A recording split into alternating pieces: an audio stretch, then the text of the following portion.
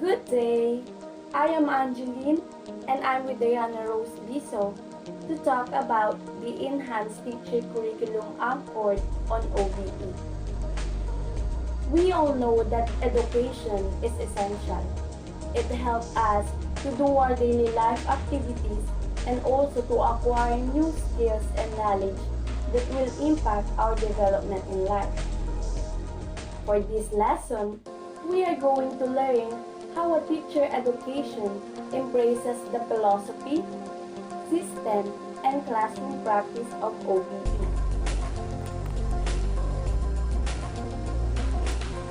Enhanced teacher education is all about the explanation about the capability and literacy of the teachers. And as we are the future teachers, we are preparing to be competent and professional in the field of education. So that's why we must be molded enough, knowledgeable enough to teach in the field of education. To start, here are the desired learning outcomes. First, analyze the influence of OBE in the teacher education curriculum. And the second one is reflected on the future teacher education curriculum in light of OBE. We will talk about first the desired outcomes of the teacher education program, or the ideal graduate of teacher education program competencies. Maybe a lot of us encounter these questions, like, what kind of a teacher do we desire to graduate in the future? What kind of teacher you will be? What qualities will you possess?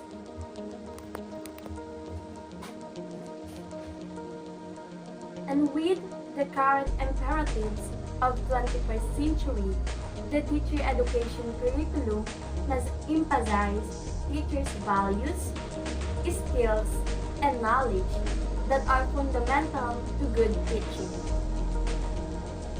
And there are the competencies for all future teachers in the teacher education curriculum based on CHED Memorandum Order number 30 series of 2004 and NCBTS for all graduates of any teacher education program.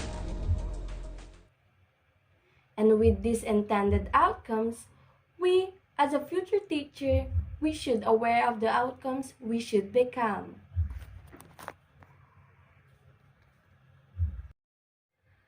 Using the national competency-based standards as a frame, as a global Filipino teacher, let us analyze the intended competencies or outcomes that are addressed by the different NCBTS domains.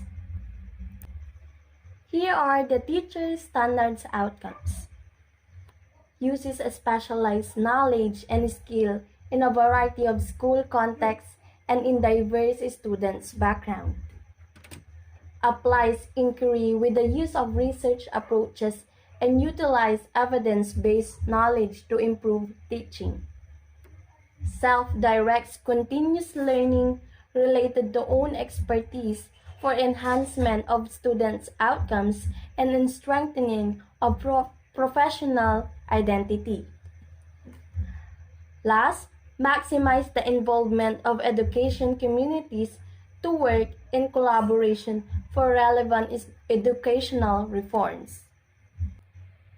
And for the domains addresses in NCBTS, here are the diversity of learners, learning environment, curriculum, diversity of learners, planning, assessing, and reporting, personal growth and professional development, social regard for learning,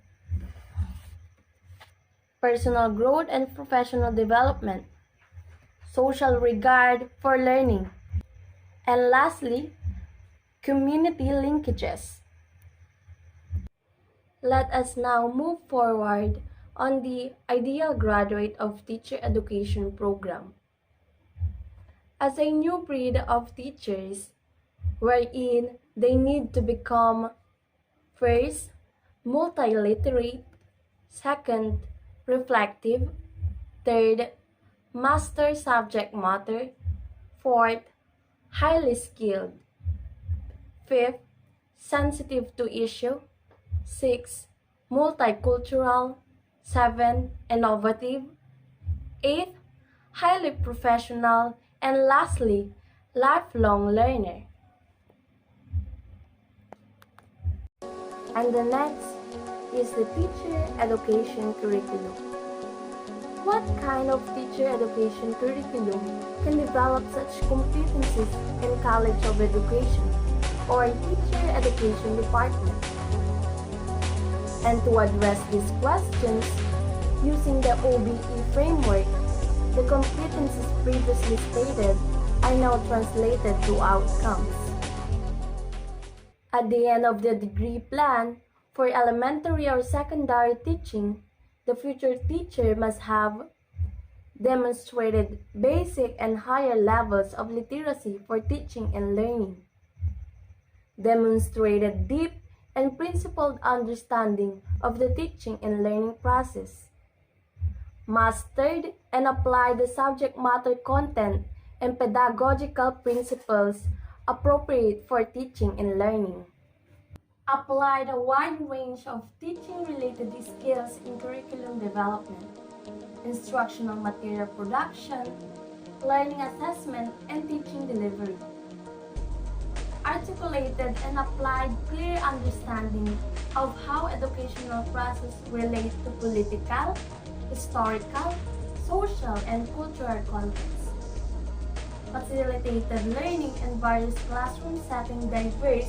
learning coming from different and cultural backgrounds, experience direct field and clinical activities in the teaching milieu as an observer, teaching assistant, or practice teacher, created an innovative alternative teaching approaches to improve student learning, practice professional and ethical standards for teachers anchored for both local and global perspective, and lastly, pursued continuously lifelong learning for personal and professional growth as a teacher.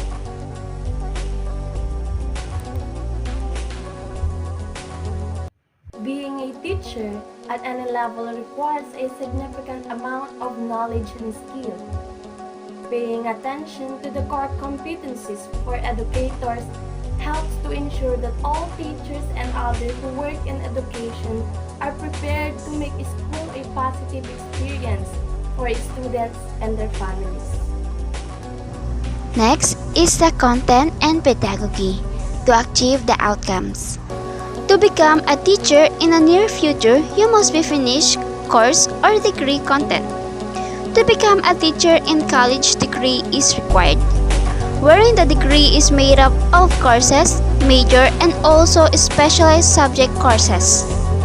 Let us look at the examples. For elementary level, teaching for kinder to grade 6. For the secondary level, teaching for grade 7 to grade 10 or junior high. And for the secondary level, teaching for grade 11 to grade 12 or senior high. For all future teachers in K-12, both elementary and secondary level, here are the probable subjects in a professional teacher education.